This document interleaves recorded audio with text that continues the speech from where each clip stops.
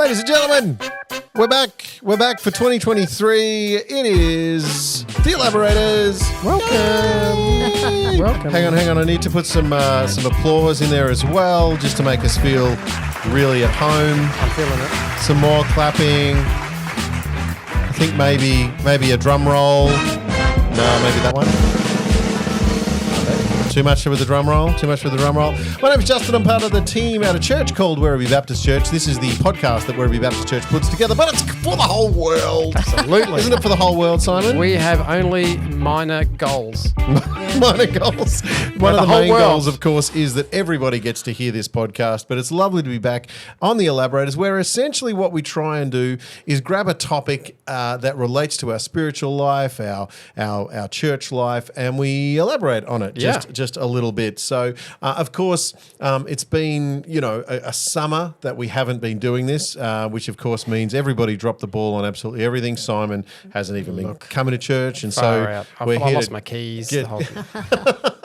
But over the summer, I mean, how did you go sort of holding together, family life and everything else? Did you tune into an online service? Did you get to the church services? Of our own church? I made one of we did on online only for New Year's. That was a good one. Oh, that's right, yeah. We prepped that in the weeks prior to Christmas. To all the regular church attenders out there that managed to keep up their church-going practice over summer, yep. Huzzah for you. I was about to start clapping, but I don't need to. I can just use the... Great. Studio audience? Yep. Studio audience? I'll take it. But hooray. I reckon anyone that's made the effort to stick around in church life deserves a little bit of applause because it can be hard sometimes. Yeah. But today we thought we'd start talking about some of the habits that actually help us obviously get into our spiritual life and then sustain our spiritual life, which is not the easiest thing to do. So, with that in mind, everybody listening, get ready. We're going to start talking about a few of these things, and we want you to write down the best habits you have, the worst habits you have. Take an inventory by the end, and then Dr. D will fix you at the end. That's pretty much it. Right. Have we introduced Dr. D? Not yet. So, ready? Let's do it. Let's do it. Okay. So now the show's starting now. Okay, great. So the show wasn't started before. The good part of the show starting now. Thanks, guys. Okay. So, ladies and gentlemen, welcome back to the Elaborators, episode 1 for 2023. Wait. What? Are you starting again? Yeah, I'm starting again because that was just a prequel. It was like the bad episode of Star Wars. Now it's the real one. Well, there is now applause happening. And Dee, welcome to the house. How are you? I'm now, glad to be here. we call you Dr. D. We probably shouldn't because I keep giving everybody Honorary doctorates, Yeah. Honorary doctorates around here. But your qualifications are fairly extensive. You've done a lot of stuff when it comes to, I guess, the care of people in spiritual leadership. Is that a fair enough thing? That is a very Feel free to simple way. elaborate on that and tell us why we should listen to you. No, that's that. I'm thinking, wow, you simplified it for me. Even that's really good. Is that good? Yeah. But helping people be healthy, I guess. Helping people in ministry be healthy. Mm-hmm. Yeah. Okay. Yeah. Nice. Well, I mean, for the next 20 minutes or so, if you could just help us, that'd be great.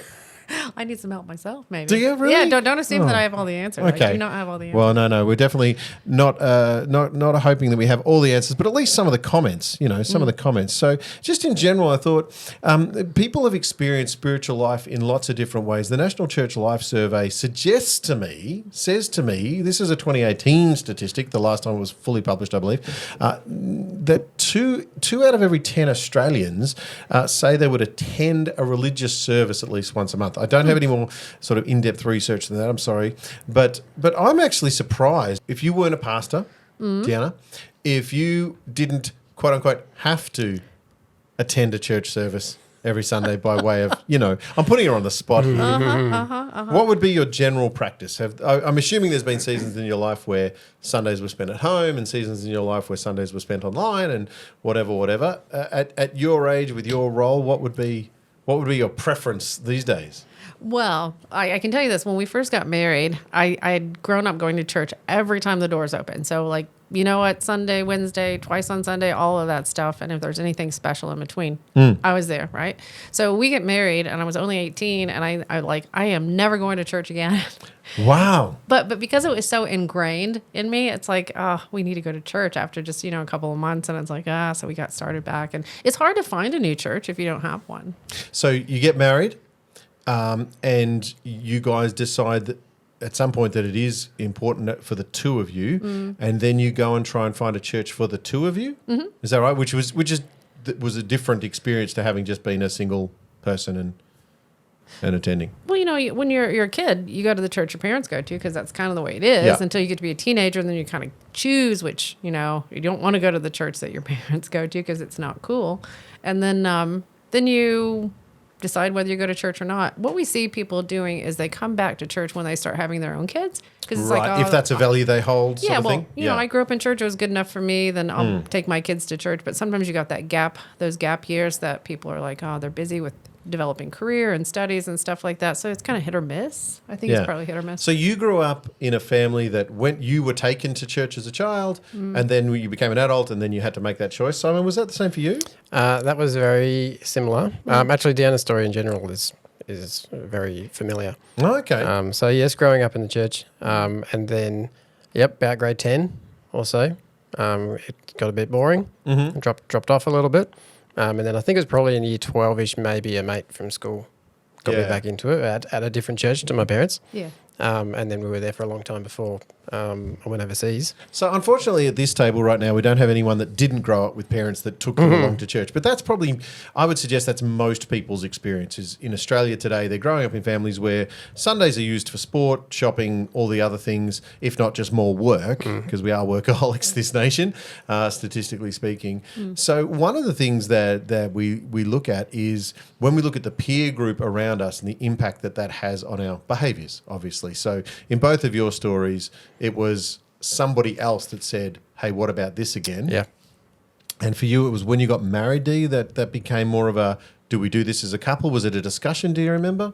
I don't think it was. I think we were near some of Stan's relatives, and they always went to church, so we thought we'd try their church and stuff like that. It really wasn't for us, but we tried it a few times and stuff like that. Then we ended up moving back to Florida and found a church that we both liked. So that worked for us for a while. But it was more social for us, really. Yeah. We went because that was where we can meet people our age and, young marrieds and stuff like that. So that worked for us socially. So then comment, just a brief comment if you've got one, on the experience in North America versus the experience in Australia.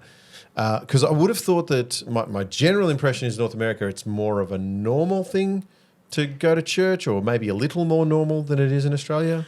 Okay, now socially experienced. Well, you're dating me as far as age. What I think is, like, if I remember back to when I was a little kid, everything was closed on Sunday, so there wasn't a lot of options. Church was open. Yeah. So they did, and they never did sport on Sunday. That just wasn't. In fact, there's an American company that doesn't do business on Sunday. Chick-fil-A. Yeah, I wasn't going to mention the name, but yeah, that's all right. Yeah. Chick-fil-A, if you want to sponsor us, that's fine. That's fine. Yeah, so again, we are cross-generational here, and I certainly remember that too, that nothing was open on Sunday. I grew up in country Victoria, so nothing was open on Sunday. And so there was literally no competition for that time in the diary. And potentially because of the way our cultures had been built, Sunday had been left as very sacred in that sense. So even people that didn't go to church were aware that a whole bunch of the population were. We are we're not in Kansas anymore. The general impact of coming together in a gathering of the saints, let's put it that way, certainly taps into the idea of this is a habit that we want to get into. We want to get into the Hebrews instruction that says whenever you can, gather with the saints. Whenever you gathered in my name, said Jesus, do this in remembrance of me. They're referring to communion. There's a lot of instruction around gathering, but the how we gather might be different to the why we gather. So let's just quickly go to the why. Why would you even bother gathering with the saints? Stan makes me. Nice. So that's good to know. That's good to know that you're really I don't know. I mean, I think that it is a habit. It's like, Sunday, that's what Sunday's for. So, I Okay. mean, and I do it personally, if Stan didn't make me and I wasn't supposed to be Just here. for those listening along, Stan is her husband who happens And my to boss. be the boss of the organisation we work for. Yeah. Well, so thinking about it though, I have really grown in my excitement. I think that the COVID, I hear people call it the COVID.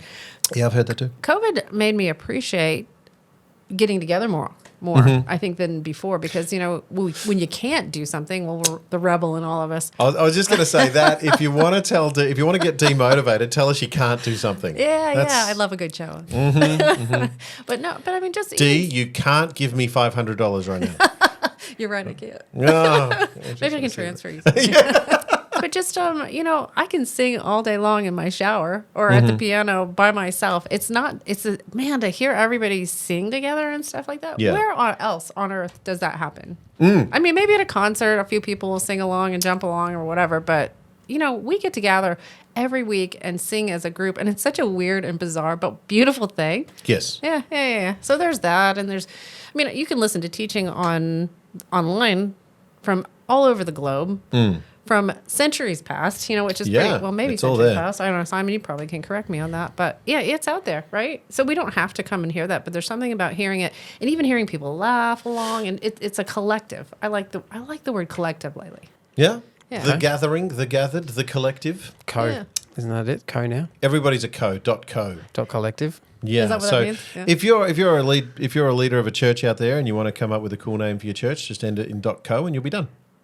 That's right. Noted. So, Simo, there's and again, I should point out where you're up to in life.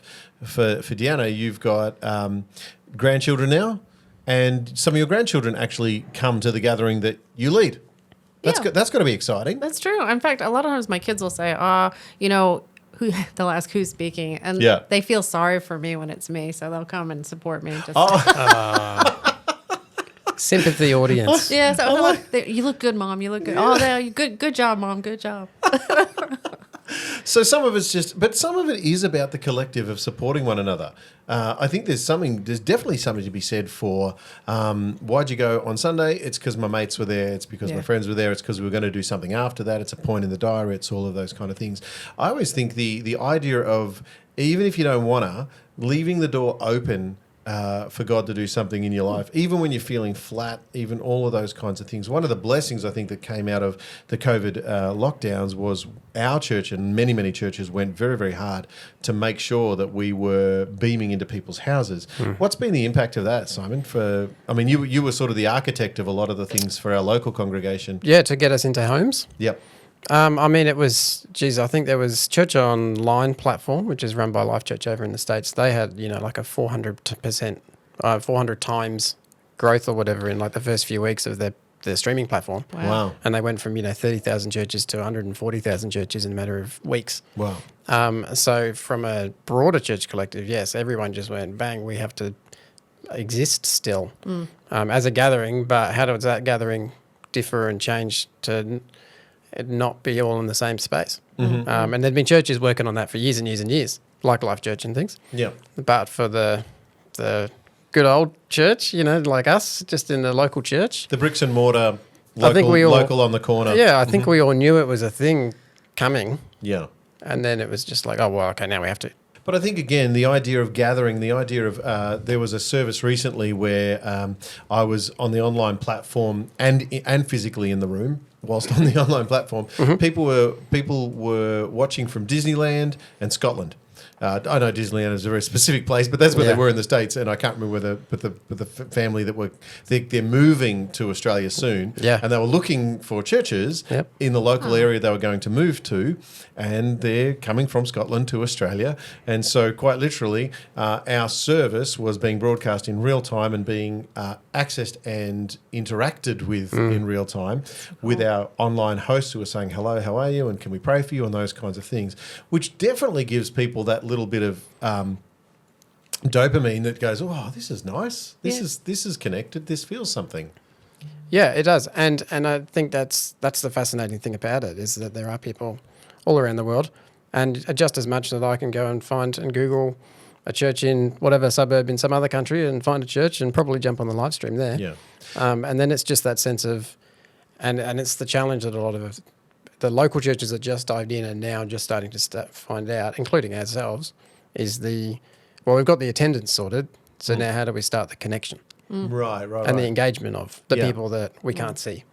Yeah. So again, it's the collective of people. It's the gathering. What did you call it? The collective. You used to call it the collective. Yeah. So getting people together in one lump.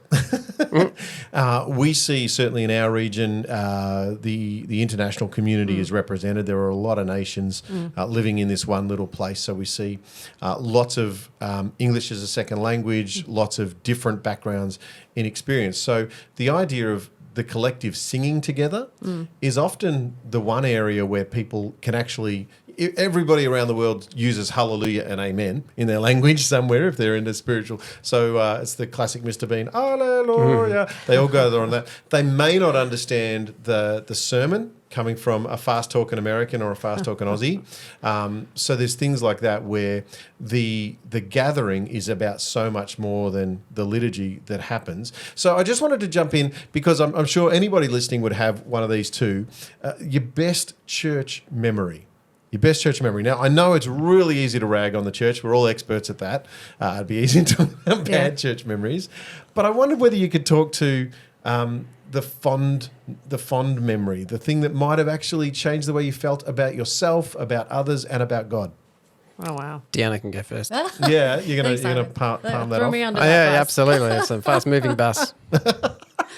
One thing always comes to my mind. We started in a small church. We left a big church and we went to a smaller church. And I remember Stan saying that because I was concerned there were not kids. There's like, this church only has 30 people. There's not a kids minute and all that stuff. And he said, yeah, but if we don't stay, who will? You know? Right. Yeah. So we stayed and stuff like that. And that church grew in a matter of 10 years from that 30 people to 450 people. And Is that because of how good looking you guys were? Yeah. Yeah. God was just doing amazing things right, left, and center. We would pray for things or we would have a need for something. And as the church was growing, and God would just provide the most random things like a form break. I don't even know what a form break is, but we needed one to build the building that we were building. And we, Oh, sorry, that's a out. physical... It's a piece of machinery. I don't know. Yes. A form break. Yeah, you'll have to Google it. Back I in don't my know. farming days, I'm sure I could tell you what that was. But, and we saw altar calls, though. That's the thing I remember. I remember one Sunday, our pastor, he was not a singer, and he just burst into song because he says, and he was fighting it. You could see him fighting it on the stage and stuff. And he's like, I'm just going to do it. And he starts singing this old hymn. Yeah. And I don't think he even preached that day, that literally people just started in tears flowing forward. And it was just this 30 minutes was supposed to be sermon, and it was just people responding to an altar call that wasn't even like, let's sing Just As I Am 50 times and come forward. And just seeing God work that way, I think was really such an amazing thing. How old were you? In my early 20s, somewhere in my mid-20s. Yeah, it was probably in my mid-20s. So for a lot of people that maybe grew up in church to 13, 14 and then left and never came back, or to people that didn't go through their childhood and tried it out in their late teens, early 20s, I would suggest that a lot of people have those experiences. That is the age group where you have those experiences where it's not just you were attending a service because mum and dad said so or because whatever, there's actually a personal conviction. So the decision to come based on your own volition is a really important one. What about you, Brother Simon? Best church moments. Best church memory. Moments. Memory? Moments. Most things that come to my mind immediately are more so literal moments, even here, where I get to produce and stand up the back, and I feel I've got the best seat in the house up there. But it's just that sense of suddenly, at least for me, it'll be like, man, this is awesome. Yeah. And I think it is that moment of it's either in a worship moment or even like a really amazing hard hitting point from a sermon or whatever, and it's just this undeniable sense of like, oh yeah. There's something, like look at us all here. Or you get your phone out and you want to stream it and whatever because you and want it to never comes out the same way, does it? No, it never does. Never quite like trying to film the moon. It's like not going to happen. Well, I mean, and it's something that it doesn't happen all the time, but when it does happen, there's just something special about seeing that happen together. Does that make sense? Yeah. Yeah. The idea Being part of a collective. being part of a collective. So There we go again. one of the things I think, we take it for granted, but we are free in these nations to gather as a church. No one's telling us we're not allowed to. It's not against the law to use God's name and to proselytize even. The idea of bringing people together is just fundamental to human health, though, isn't it?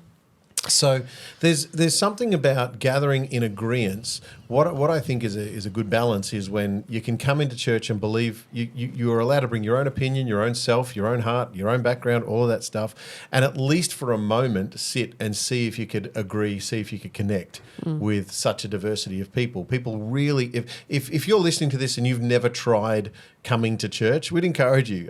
Feel free to jump on our website, of course, but we're happy to find a church for you anyway, just to give it a try. And we guarantee that we'll only suggest churches that are welcoming. And they're going to do anything weird to you. But the idea that I always say to people is very brave to walk across the threshold of a church. It actually takes a lot of courage, right? Yeah. And so for a lot of us, those memories are in moments which, and maybe I could ask you the question, were you surrounded by people you knew? Was there something else about the environment that made that moment a little bit more what it was? If I'm honest, which I hope I will. Okay, ladies and gentlemen, coming up next, if Dee's honest. I've just got this button ready. Let's just. I've got that button ready just in case one. you're too honest. Yeah. Anyway, but no, I think that it was the Spirit working, and I know that sounds so Christian, but the Spirit was really working, and I think that that's the thing. But realizing that I needed it more than I realized I needed it. Yeah. And to feel like you're part of something bigger than just your own little world is really good. And I think people need that on a foundational level, because what you'll see is like people need to be a part of something, whether it's a footy club, a sporting club, I don't know. I can't think of anything else because I'm not into all that stuff. But people want to be part of something bigger than just themselves and connect and stuff like that. So for church, what's beautiful about church is that we welcome everybody. You don't have to sew, or you don't have to be good at basketball, or you don't have to be a singer or stuff like that. Everybody is welcome. And I think there's something really special about that, because it's not true everywhere. No, it's not. And again, we do our best to be that community. And I think, churches would be lying if they said we do that. We try to do that. There are people that will walk across the threshold and still not feel welcome and still not feel like they're accepted. And your experience is your experience, but at least as a collective, our attempt is to make you feel welcome. I've certainly walked into churches where even as a professional on the scene, I walk out of them quickly at times. There has been that experience too. So for me, I think my best memories are all around people who were happier afterwards than they were before, kind of scenario. Yeah. I've seen lots of church impact where the collective good, based on us seeking the heart of God, and these are really big ideas. We come together to sing songs that teach us about the nature and character of God, that teach us about the nature and character of ourselves in relation to God, and have a theology, a theory of God underneath them, right? So these are really big ideas, but when we get together, there's a beautiful simplicity to it where we all just share each other's burdens and try our best to be a community that helps one another in the moment. But what is the benefit, I guess, of we're talking about some of the fond memories that we have, some of the beautiful moments where we're talking about feeling God move. What are the other benefits, I guess, of continue? Because Dee, I'm looking at you because you're the oldest here, who may have attended more church services than any of us, and you're still coming. Why? Well, I think it's habits that are formed when you're younger. I think that's part of it, and I see the benefit of it. And it's not just that, but it's not even just coming for me. I mean, I come for other people because I want to set a good example for my kids. Even though they're adults, I still want to set a good example for them.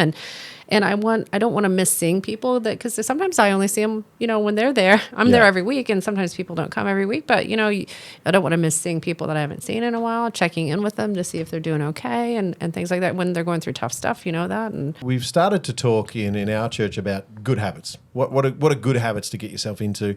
And I think not a day would go by where you're scrolling through your social media and someone doesn't have 6 steps and 4 steps and 37 good reasons to and all that sort of stuff. And sometimes it's that thing of they can be an answer for some people, but typically they're behind a paywall. That's what I always find. Here's the 6 habits you need if you give us $39.95 a month. Shh, don't tell everyone our plan.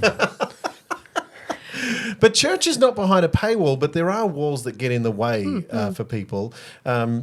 Potentially that they feel like the sky's going to fall on them if they walk into a space.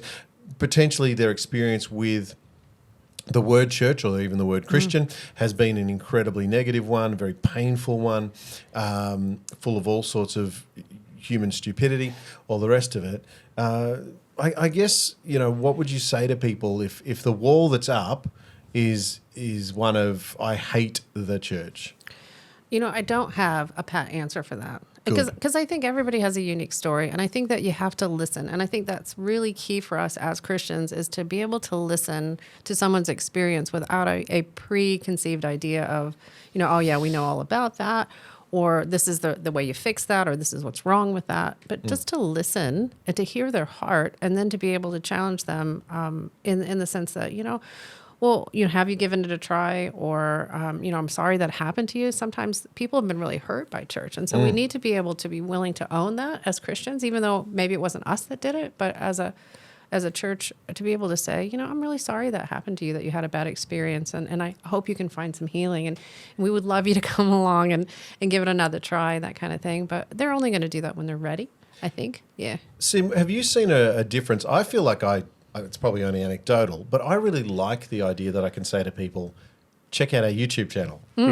Start here. Have you seen any sort of results that you could speak to or personal stories that you could speak to? I mean, we hear very regularly that people are visiting and attending after having watched us online or found us online somewhere, whether it's a website, live stream or something. And I think the benefit of all that exposure, as we call it here, as part of our strategy and things, getting it out there online, is we've had the scenarios recently with some of our reels and things that suddenly something will trigger in the algorithms and it goes out.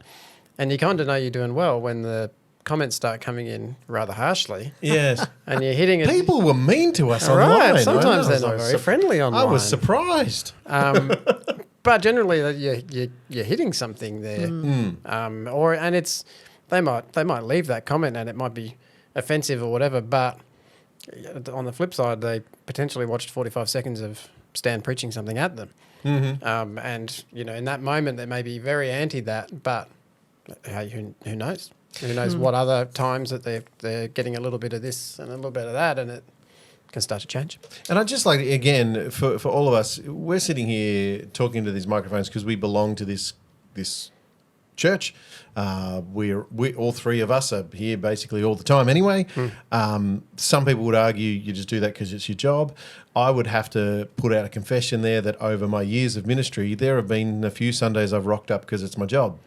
There really have been, and that's the honest answer. But what I've experienced when I've come together with the people is something greater than the pain, greater than the negative, greater than...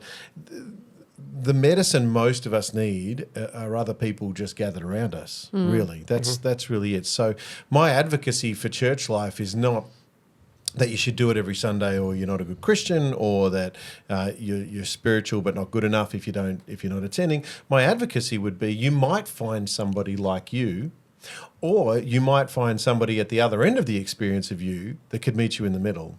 And so that's why we work really, really hard to, yes, we're going to have the gathered moment. We're going to have the liturgy together. We're going to try singing together as best we can. We're going to try listening to one person deliver essentially a lecture for 30 minutes to get some points across. And we're going to dig down into maybe what this ancient text, the scripture of the Bible, has told us over the years. But we're going to hang around for long enough to get to know each other that our lives might change. And I think it was interesting when you talked on Sometimes you go because you have to. And it's a funny thing. I was just thinking then of we're going into the habits and things. And you certainly fluctuate between, I have to or I need to. And then it's a habit that I do and then I want to. As three different things. But when you think of church attendance, it's pretty hard to build a habit once a week. Like every time we talk about building habits, it's like do this every day. Every day. Do this whenever you get up and you do this, and you build the habits because it's a lot of frequency to it. But when you have to wait 7 days before you try again the next time. So you're saying we should have church every day? Well, no, By the way, let's just get a few more volunteers before we try and do 7 services a week. So if that's a big duration to try and build a habit, and I think that's where the importance of all of the other spiritual disciplines comes in. So there's not necessarily the attending church habit; it's the connection with God habit. Yeah. Which can happen a lot more frequency, and then that motivation to go on a Sunday and attend with people is that a little bit higher. Yeah. Because you're amongst it all week long. I want to tell people about how good God is and what He's done in my life this week, and Sunday is when we're all getting together, so let's do that. Yep. Yeah. Look, I think there's a whole bunch of directions we could go with this conversation, but we've got a few more podcasts coming up. We'll do this once a week. Yep. How about once a week? Try and build a habit. Yeah. But what I would say about habits, if it comes to, do you pray? Are you a spiritual person? Do you gather with other people who are spiritual people? One of the very reasonable things to point out is if you're an athlete and you have to train every day because of that race you're going to run in 3 years' time or for, the Olympics, whatever, every athlete will tell you that even though they train every day, they don't like training every day. And so that's part of what we're talking about. We can bring all of our humanity to the table and know that my advocacy would be that gathering together always has the sum of the parts is greater.